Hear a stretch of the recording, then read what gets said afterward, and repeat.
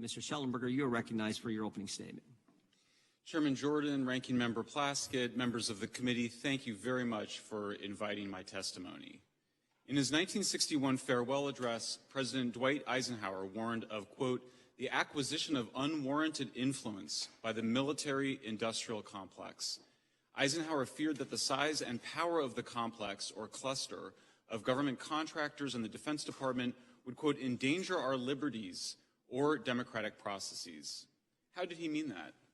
Through, quote, domination of the nation's scholars by federal employment, project allocations, and the power of money. He feared public policy would become the captive of a scientific, technological elite. Eisenhower's fears were well-founded. Today, American taxpayers are unwittingly financing the growth and power of a censorship industrial complex run by America's scientific and technological elite, which endangers our liberties and democracy. I'm grateful for this opportunity to offer this testimony and sound the alarm over the shocking and disturbing emergence of state-sponsored censorship in the United States of America. The Twitter files, state attorneys general lawsuits, and investigative reporters have revealed a large and growing network of government agencies, academic institutions, and non-governmental organizations that are actively censoring American citizens, often without their knowledge, on a range of issues.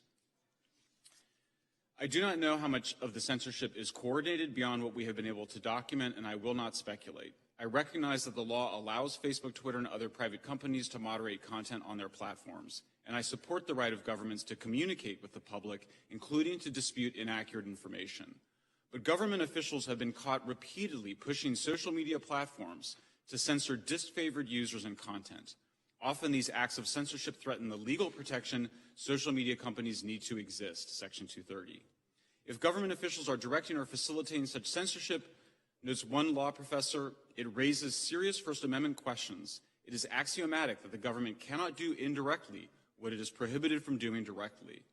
Moreover, we know that the U.S. government has funded organizations that pressure advertisers to boycott news media organizations and social media platforms that refuse to censor and/or spread disinformation, including alleged conspiracy theories.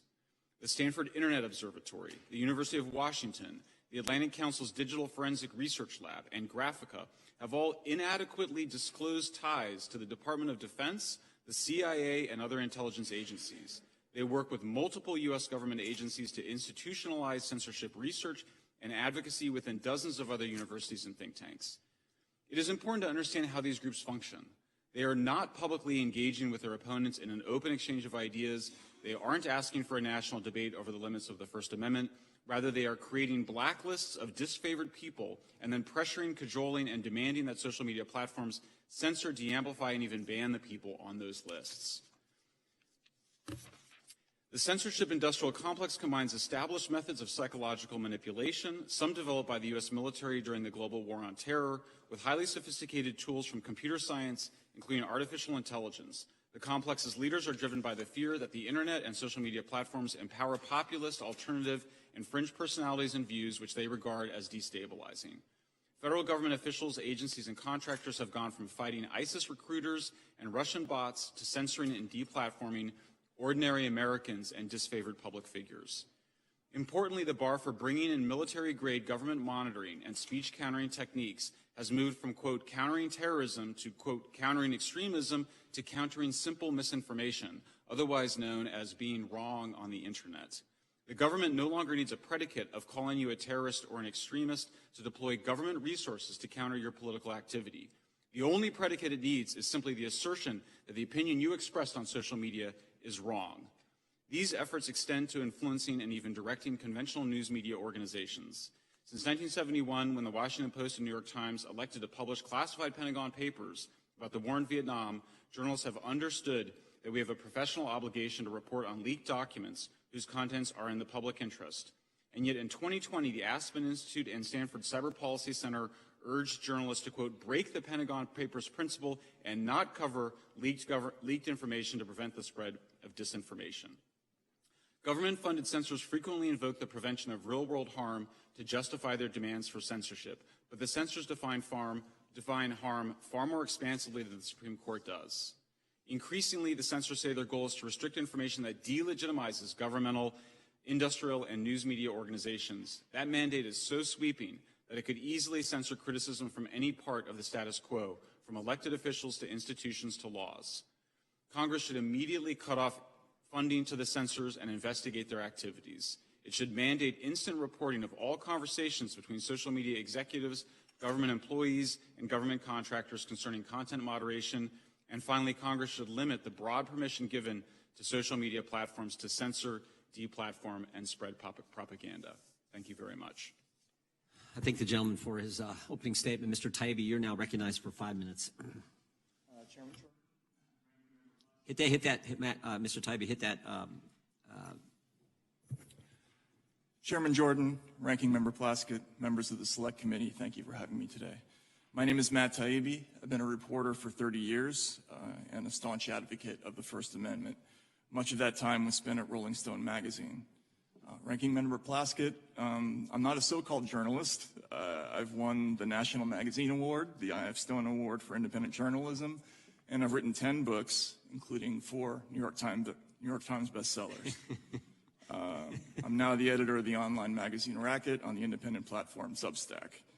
I'm here today because of a series of events that began late last year when I received a note from a source online. It read, "Are you interested in doing a deep dive into what censorship and manipulation was going on at Twitter?" A week later, the first of what became known as the Twitter Files reports came out. To say these attracted intense public interest would be an understatement. My computer looked like a Vegas slot machine as just the first tweet about the blockage of the Hunter Biden laptop story registered 143 million impressions and 30 million engagements. But it wasn't until a week after the first report, after Michael Shellenberger, Barry Weiss, and other researchers joined the search of the files, that we started to grasp the significance of this story. The original promise of the internet was that it might democratize the exchange of information globally. A free internet would overwhelm all attempts to control information flow, its very existence a threat to anti-democratic forms of government everywhere. What we found in the files was a sweeping effort to reverse that promise and use machine learning and other tools to turn the internet into an instrument of censorship and social control. Unfortunately, our own government appears to be playing a lead role. We saw the first hints in communications between Twitter executives before the 2020 election, when we read things like "flagged by DHS" or "please see attached report from FBI for potential misinformation." This would be attached to an Excel spreadsheet with a long list of names whose accounts were often suspended shortly after. Again, Ranking Member Plaskett, I would note that the evidence of Twitter-government relationship includes lists of tens of thousands of names on both the left and right. The people affected include Trump supporters, but also left-leaning sites like Consortium and Truthout, the leftist South American channel Telesur, the Yellow Vest movement. That, in fact, is a key point of the Twitter files, that it's neither a left nor right issue. Following the trail of communications between Twitter and the federal government across tens of thousands of emails led to a series of revelations. Mr. Chairman, we summarized and submitted them to the committee in the form of a new Twitter files thread, which was also released to the public this morning. We learned Twitter, Facebook, Google, and other companies developed a formal system for taking in moderation requests from every corner of government, from the FBI, the DHS, the HHS, DOD, the Global Engagement Center at State, even the CIA.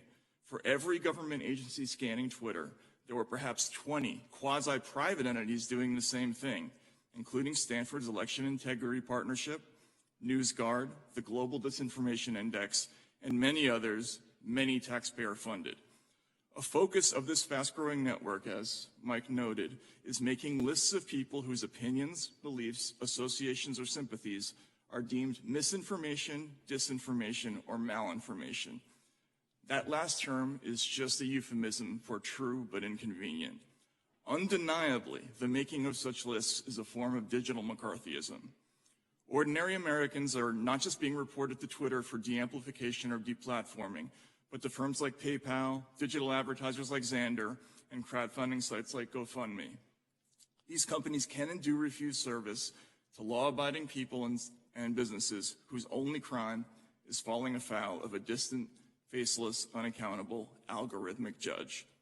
As someone who grew up a traditional ACLU liberal, this mechanism for punishment and deprivation without due process is horrifying. Another troubling aspect is the role of the press, which should be the people's last line of defense in such cases. But instead of investigating these groups, journalists partnered with them. If Twitter declined to remove an account right away, government agencies and NGOs would call reporters for the New York Times, Washington Post, and other outlets, who in turn would call Twitter demanding to know why action had not yet been taken. Effectively, news media became an arm of a state-sponsored thought policing system. I'm running out of time, so I'll just sum up and say, it's just not possible to instantly arrive at truth. It is, however, possible, becoming technologically possible to instantly define and enforce a political consensus online, which I believe is what we're looking at. This is a grave threat to people of all political persuasions. The First Amendment and an American population accustomed to the right to speak is the best defense left against the censorship industrial complex. If the latter can knock over our first and most important constitutional guarantee, these groups will have no serious opponent left anywhere. If there's anything the Twitter files show, it's that we're in danger of losing this most precious right, without which all democratic rights are impossible. Thank you for the opportunity to appear, and I'd be happy to answer any questions from the committee. Thank you, Mr. Taibbi.